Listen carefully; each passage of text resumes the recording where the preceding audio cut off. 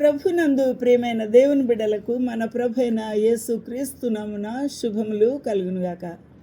కూడి వచ్చిన ప్రియులందరికీ, దూరంలో నుండి దేవుని యొక్క వాక్యమును వింటున్న భక్తులందరికీ కూడా ప్రభునామ పేరిట మరి వందనాలు తెలియచేస్తున్నాను. వాక్యము ద్వారా మనం ఆశీర్వించబడుతున్నామని నేను విశ్వసించుచూ ఉన్నాను. నా మటుకు నేను ఎంతో ఆశీర్వదించబడుతూ ఉన్నాను.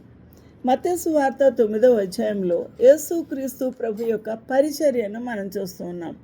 యేసుక్రీస్తు ప్రభు దోణి ఎక్కి గలిలయ సముద్రము దాటి తన పట్టణములో ప్రవేశింపగా, అంటే తన పట్టణము అనగా నజరేతులో ప్రభు నివసించేవారు. ఆ పట్టణానికి వెళ్ళి ఉన్నారు. అక్కడికి వెళ్ళినప్పుడు జరిగిన అద్భుతమైన సంగతి ఇక్కడ మనం చూస్తున్నాం. యేసుక్రీస్తు ప్రభు ఒక ఇంటిలో ఉంటుండగా జరిగిన సంఘటన. ఇదిగో జనులు పక్షవాయువుతో మంచం పట్టి ఉన్న ఒకని ఆయన వద్దకు తీసుకొని వచ్చారు. యేసుక్రీస్తు ప్రభువు ఎక్కడుంటే అక్కడ ఎవరు ఉండేవారు? జన సమూహము.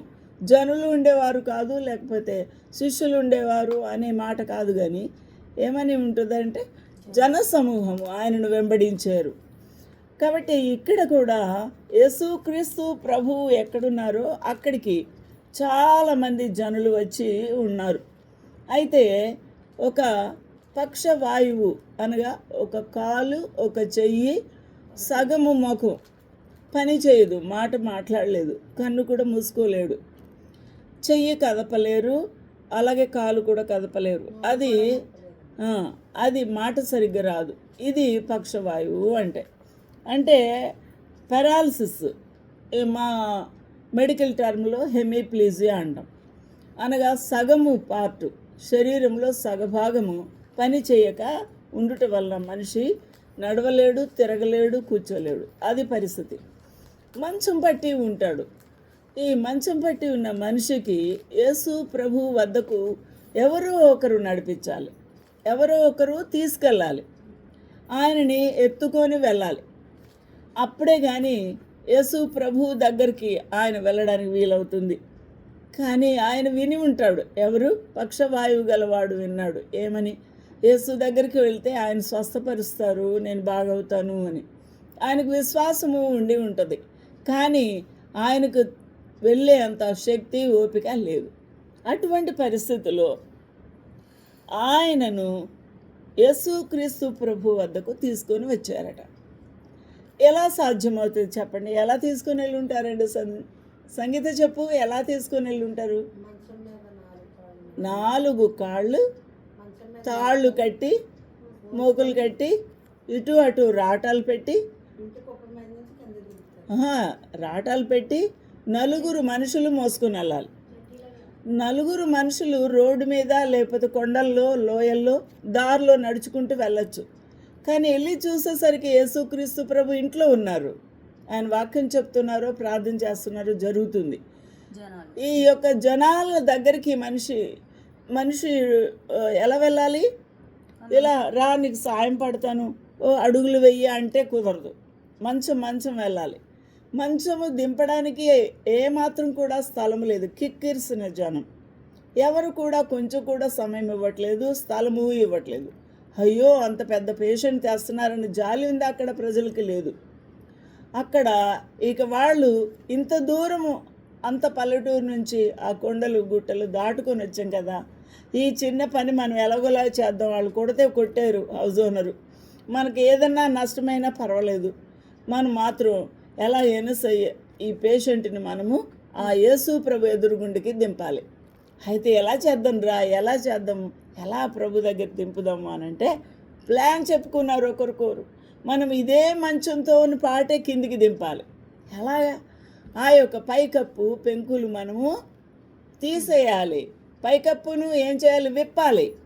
పైన అంతా కూడా ఖాళీ చేయాలి. మంచం పట్టి అంత పెద్ద ఖాళీ చేయాలి. అప్పుడు కానీ మంచం వెళ్ళదు. 4 మనుషులు కూడా వెళ్ళాలి. ఆ ఖాళీ చేసినప్పుడు ఎంత మట్టి కిందికి రాలిపోయి ఉంటుందో, పాత కాలపు ఇల్లు.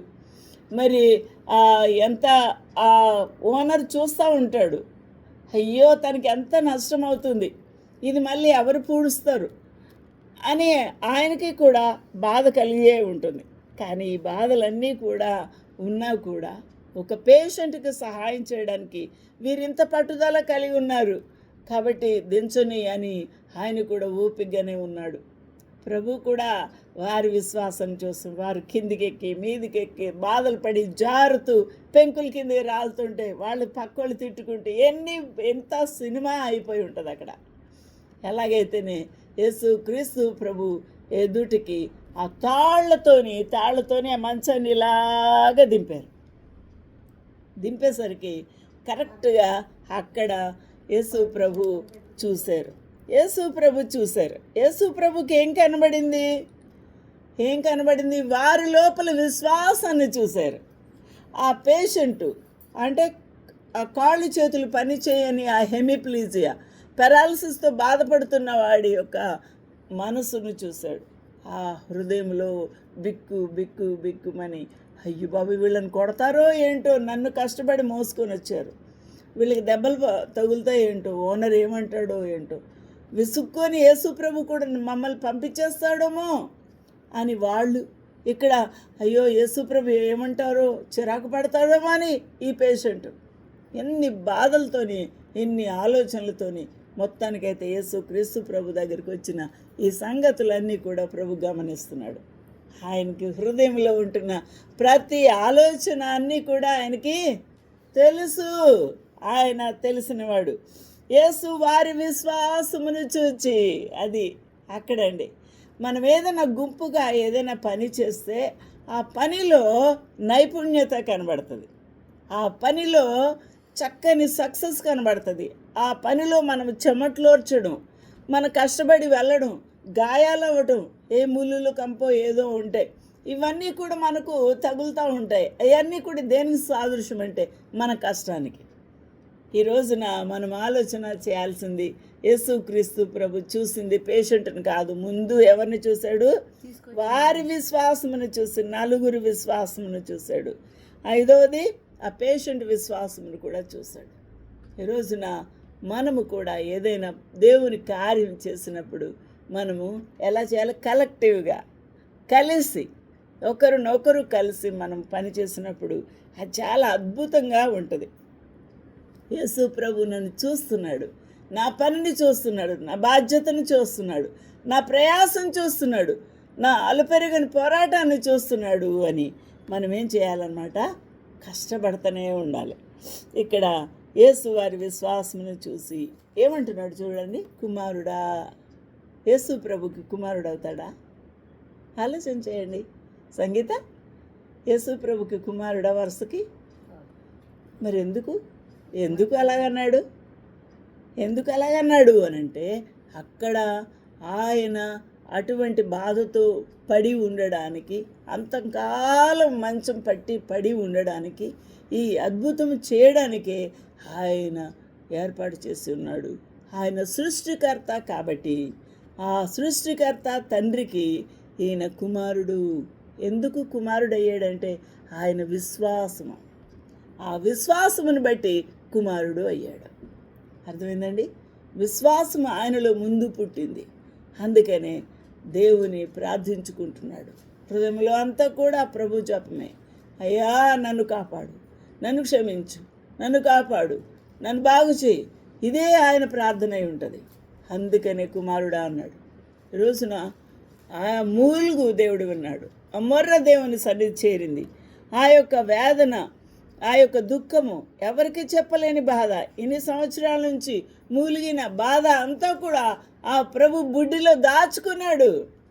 సమయం కొరకు ఆ ప్రభు వేచి ఉన్నాడు. దిగి వచ్చేసాడు. అక్కడి నుంచి పరలోకానికి చేరింది ప్రార్థన. ఎన్నో సంవత్సరాల నుంచి కదా ఆయన బాధపడుతున్నాడు పెరాలసిస్తోని. ఈ ప్రార్థన ఆయన సన్నిధికి చేరింది. ఆయన ఆన్సర్ చేయడానికి, ఆయనను స్వస్థపరచడానికి సమయం పట్టింది.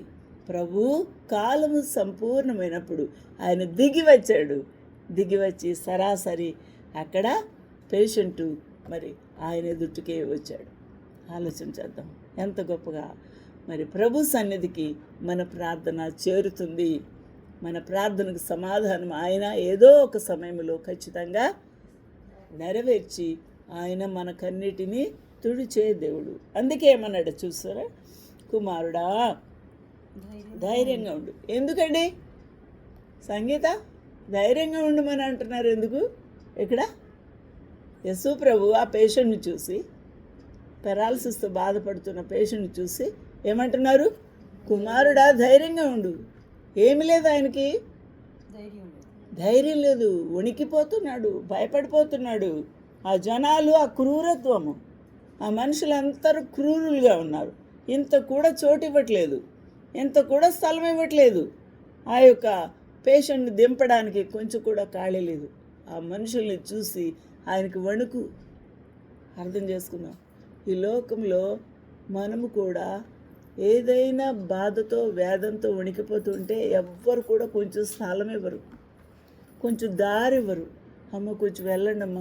మీరు క్యూ కట్టినప్పుడు పెట్రోల్ బంకులో వృద్ధులు ఉంటారు చాలామంది, పాపం నిలబడలేరు, వణికిపోతూ ఉంటారు. ఏమన్నా కొంచెం అవకాశం ఇస్తారనుకున్నారా? సాయంకాలం ఎప్పుడో పొద్దున్నెప్పుడో వెళ్ళిందంట ఎవరు, జాయ్సీ పెట్రోల్ బంక్ కోసం, పెట్రోల్ కోసం బైక్ పట్టుకొని వెళ్ళిందంట. తెల్లారుజాము 4ంటికో 5ంటికి ఇంటికి వచ్చిందంట. చూసారా ఎంత పెద్ద క్యూ? అంటే ఎవరైనా అవకాశం ఇస్తారా? ఆడపిల్లలను ముందిస్తారా? గర్భవతిగా ఉంది, ఆ బేబీని పట్టుకొని వచ్చింది, ఆవిడ కొంచెం అవకాశం ఇవ్వండి అంటారా? క్రూరులు మనుషులు, ఏమీ దయ చూపించరు. యేసుక్రీస్తు ప్రభు వణికిపోతున్నాడు ఆ పేషెంట్ని చూసినప్పుడు. ఆ యొక్క హృదయంలో ఉన్న వేదన, భయము, ఆందోళనను చూసి ధైర్యంగా ఉండు అని మొట్టమొదటిగా ఆయన ధైర్యపరిచాడు. యేసుప్రభు మాట అనేసరికి బలవంతుడైపోయాడు. హల్లెలూయా. ఏమన్నాడంటే, నీ పాపములు క్షమింపబడి ఉన్నాయి. అమ్మా కాంతమ్మ గారు దయచేసి ఏమండి ఆలోచన చేయండి. యేసు ప్రభు దగ్గరికి ఆ పేషెంట్ ఎందుకు తెచ్చారు? అది కాలు చెయ్యు యేసు ప్రభు తాకితే, ముట్టితే, లేకపోతే నువ్వు బాగైపోతావు అని అంటే బాగైపోతాడని. కానీ యేసు ప్రభు చేయలేదు. ఏం చేశాడు? ముందు నీ పాపములు క్షమించబడి ఉన్నాయి. చూడండి, ఏది ముఖ్యమండి? పాపములు క్షమించబడి ఉండడం అది ముఖ్యమా? క్షమించడం ముఖ్యమా? లేకపోతే కాలు చేయి ఇచ్చేయడం ముఖ్యమా? పాపములు క్షమిస్తే సరాసరి పరలోకానికి వెళ్తాడు. చనిపోయిన తర్వాత ఆరనగ్ని తప్పించుకుంటాడు, తీర్పు తప్పించుకుంటాడు, ఎంతో నెమ్మది ప్రభు ఇస్తాడు. కాబట్టి మొట్టమొదటి మనిషికి ఉపయోగకరమైన కార్యం చేశాడు యేసయ్య. ఏంటది? జీవం ఇచ్చాడు. ఆ యొక్క తీర్పును కొట్టివేశాడు. ఇంకేం చేశాడు? మరణము నుండి అనగా నరకము నుండి జీవములోనికి దాటాడు. ఎందువల్ల? ఆయన పాపాలు క్షమించబడ్డాయి కాబట్టి. నేను పాపని నన్ను క్షమించయ్యా అని అడిగి ఉంటాడు. నిజంగా ఎంత బాగుందో ఇది. యేసు ప్రభు మన హృదయాల్లో ఉన్న ప్రతి మూమెంట్ ఆయనకి తెలుసు. మనం ఎలాగ ప్రార్థన చేస్తున్నాము, ఎటువంటి మనసు కలిగి ఉన్నాము, ఎంత వేదంతో ఉన్నాము, ఇవన్నీ కూడా ప్రభుకి తెలుసు. ఇంకా ప్రభు ఇంకొక మాట ఏమన్నాడు? పక్షవాయువు గలవాంతో అలా చెప్పిన తర్వాత ఒక నిమిషం అది చూడమా, లూకాసు వార్త అక్కడ ఏమన్నా 5వ అధ్యాయం చూద్దామండి. లూకా 5:17 అక్కడ కూడా లూకా వ్రాసాడు. చదువు. ఒకనాడు ఆయన బోధించుచుండగా గలిలయ యూదయ దేశంలో ప్రతి గ్రామం నుండి యెరూషలేము నుండి వచ్చిన పరిసయ్యులను ధర్మశాస్త్ర దేశకులను కూర్చుండగా ఆయన స్వస్థపరచినట్లు ప్రభు శక్తి ఆయనకు ఉండెను. ఇదిగో కొందరు మనుషులు పక్షవాయువు గల ఒక మనిషిని మంచం మీద మోసుకొని వానిని లోపలికి తెచ్చి ఆయన ఎదుట ఉంచుటకు ప్రయత్నం చేశారు. కానీ అది జనులు గుంపు కూడి ఉండినందున వానిని లోపలికి తెచ్చుటకు వల్లపడకపోయెను. కనుక ఇంటి మీద ఎక్కి పెంకులు విప్పి మంచముతో కూడా యేసు ఎదుట వారి మధ్యను వారిని అనగా పెరాలసిస్ పేషెంట్ని దింపారు. ఆయన వారి విశ్వాసముని చూచి, మనుషుడా నీ పాపములు క్షమింపబడి ఉన్నవని వానితో చెప్పగా శాస్త్రులు పరిసయ్యులు ఏమంటున్నారు చూద్దాం. దేవదూషణ చేయుచున్న ఇతడు శాస్త్రులను పరిసయ్యులను దేవదూషణ చేయుచున్న ఇతడెవడు? దేవుడు దేవుడు ఒక్కడే తప్ప మరి ఎవడును పాపములు క్షమింపగలడని ఆలోచించుకొన సాగరి. చూసారండి, మేలు కార్యం చేశారా, కీడు చేశారా యేసు ప్రభు? మేలే చేశాడు కదా. కానీ వీళ్ళు ఎవరు ఈ ప్రశ్నలు వేసుకుంటున్నారు, సనుగుతున్నారు? శాస్త్రులు పరిచయం. సమాజ మందిరంలో దేవుని యొక్క ధర్మశాస్త్రం బోధించేవారు శాస్త్రులు, పరిసయ్యులు, అక్కడ ఉండే ఆ పాస్టర్లు లాంటి వాళ్ళు అన్నమాట. వీరందరూ కూడా దేవదూషణ చేస్తున్నారు అంటున్నారు. అది దేవదూషణ కాదు కదా. నీ పాపలు క్షమించబడి ఉన్నాయి అనేది ఒక గొప్ప రిలీఫ్. ఆయనకు తేలిక అయిపోతుంది ఆ పాపలు క్షమించబడ్డాయి అని అంటే. నిత్య జీవం అనుగ్రహించాడు అంటే ఎంతో నెమ్మది కలుగుతుంది. అక్కడ దేవదూషణ యేసుప్రభు ఎక్కడా చేయలేదు. కానీ వీళ్ళు సనుగుతున్నది మాకు రాకుండా గొప్ప, యేసుప్రభుకి గొప్ప అయిపోతున్నాడు. ఆయన అందరూ వెంబడించేస్తారు, జనసమూహం వచ్చేస్తున్నారు ఆయన కూడా అని వాళ్ళందరూ కూడా ఏంటన్నమాట, కుళ్ళు తనుముతో ఈ విధంగా సనుగుతూ ఆయన చేసిన కార్యమునకు ఆలోచన చేసుకున్నారట. యేసు వారి ఆలోచన ఎరిగి మీరు మీ హృదయములలో ఏమి ఆలోచించున్నారు? యేసుప్రభు తెలీదా? యేసుప్రభుకు తెలుసు వారు ఏమి ఆలోచిస్తున్నారో, సనుగుతున్నారో, గుసగుసలాడుతున్నారో అని యేసుకు తెలుసు. నీ పాపములు క్షమింపబడి ఉన్నవని చెప్పుట సులభమా, నీవు లేచి నడుమని చెప్పుట సులభమా అని ప్రభు వారికి తిరగా ప్రశ్న వేశారు.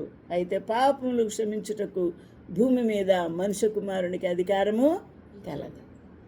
ఈయన దేవుని కుమారుడా, దేవదూషణ చేస్తున్నామని అంటున్నాడు. కానీ పాపములు క్షమించడానికి యేసు ప్రభుకి అధికారము కలదు. అందుకే ఆయన అధికారము కలవాడై ఆ మాట అన్నాడు. అది మీరు తెలుసుకోండి అని ప్రభు వారితో చెప్పాడు. అప్పుడు పక్ష వాయువు గలవానితో నువ్వు లేచి, హల్లెలూయా, నువ్వు లేచి నీ మంచం ఎత్తుకొని నీ ఇంటికి వెళ్ళమని నీతో చెప్పుచున్నాను అను. హల్లెలూయా. వెంటనే ఏమైంది? వెంటనే వాడు వారి ఎదుట లేచాడు. ఇక వాళ్ళకి సౌండ్ లేదు, వారికి నోటిలో ఒక్క మాట కూడా రాలేదు. వారి కళ్ళు నమ్మలేకపోయాయి, వారి గుసగుసలన్నీ స్టాప్ అయిపోయాయి. అప్పుడు తాను పండుకొని ఉన్న మంచం ఎత్తుకొని దేవుని మహిమ పరచుచు తన ఇంటికి వెళ్ళాను.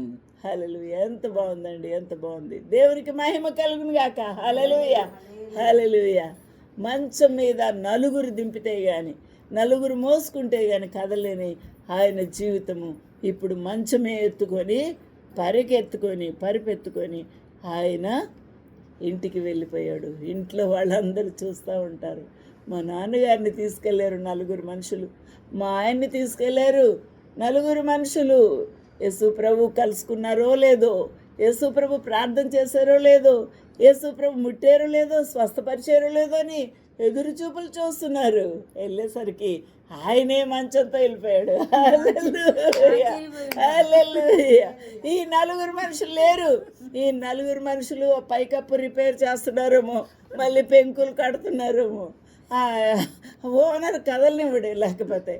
కాబట్టి పెంకులు రిపేర్ చేసి అవన్నీ బాగా సర్ది కింద పడిన దుమ్ము ధూళి అంతా ఎత్తి వెళ్ళాలి. అలా చేసి ఉంటారు. నా ప్రియులరా, దేవుని యొక్క ఆశ్చర్య కార్యాలు అంతుపట్టనివి. మనుషుల హృదయాలకి, మనుషులు సనుగుడికి, గొనుగుడుకు ఆన్సరు లేకుండా పోయింది. దేవుడు తాళమేసేసాడు. బుద్ధి చెప్పాడు ప్రభు. యేసుక్రీస్తు ప్రభు స్వస్థతలు చేస్తుంటే నువ్వు ఏ అధికారంతో చేస్తున్నావు అని అంటున్నారు. నువ్వు మనిషి కుమారుడు అని అంటున్నావు, నువ్వు దేవుని కుమారుడు అని ప్రశ్నిస్తారు.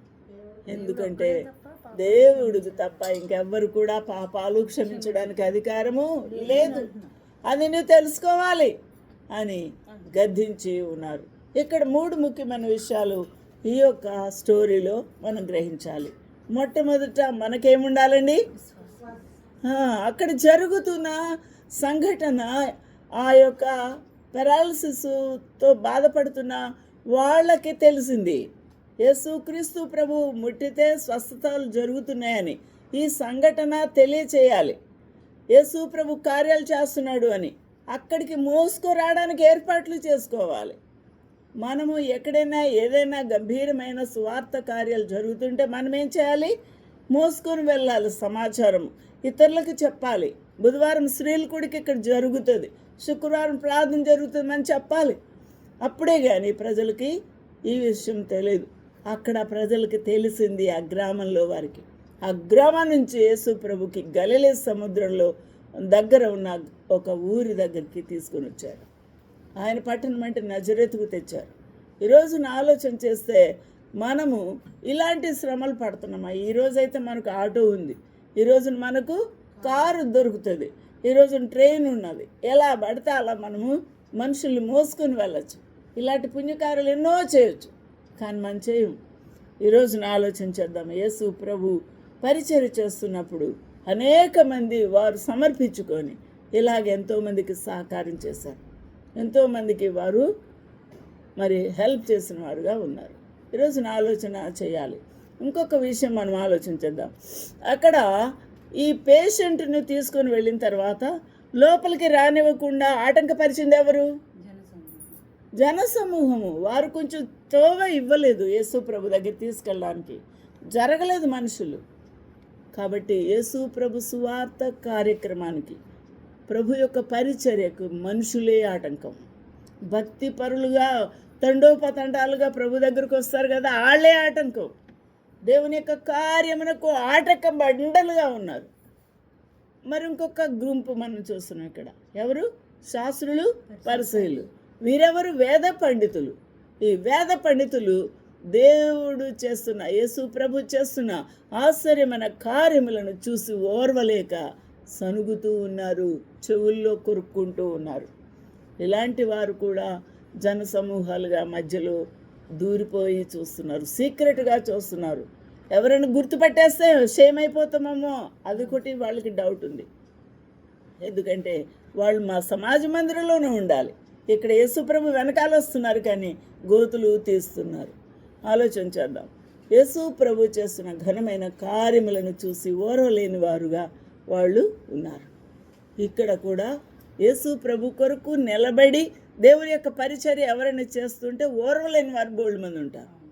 అలాంటి వారు ఎక్కడైనా ఉంటారు. కాబట్టి వాటిని అందరినీ మనం పట్టించుకోకర్లేదు. దేవుని కార్యం చేయాలని పూనుకుంటే నడువంచుకొని వెళ్ళిపోవడమే, చేయడమే. కాబట్టి అటువంటి సమర్పణ ఉండాలి. ఈరోజున మన జీవితంలో దేవుని కొరకు ఒక అద్భుతమైన సాక్షిగా నేను ఉండాలి, గొప్ప కార్యములు చేసేదానిగా ఉండాలి. నన్ను యేసయ్య వాడుకోవాలి, నేను ఈ పని చేయాలని తీర్మానం చేసుకున్నాను, ఈ పని చేయటం విషయంలో నాకు ప్రభువే సహాయం చేయాలి అని మనము తీర్మానం తీసుకోవాలి. రాము హాస్పిటల్లో అడ్మిట్ అయ్యాడు. మరి హాస్పిటల్ అడ్మిట్ అయితే మనం ఏం చేయాలి? చూడ్డానికి వెళ్ళాలి, ప్రార్థన చేయాలి, సహకారం చేయాలి. చేస్తున్నామా? చేయాలి. అది మన బాధ్యత. ఎవరు చేస్తారు? ఇది ఎక్కడ స్టోరీ కాదు, నిజంగా జరుగుతున్న కార్యం. కాబట్టి ఎవరైనా సఫర్ అవుతుంటే వారి శ్రమల్లో మనము అందుబాటులోకి వెళ్ళాలి.